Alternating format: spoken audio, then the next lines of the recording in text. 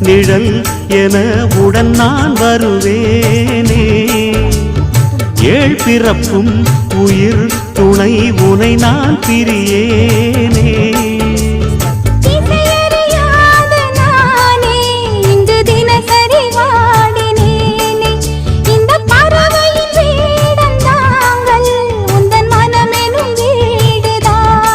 நீண்ட காலம் நேர்ந்த சோகம் நீங்கி போக நானும் தீண்ட யோகம் விளங்கிடும்.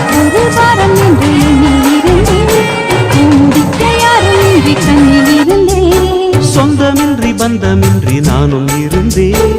ஒட்டு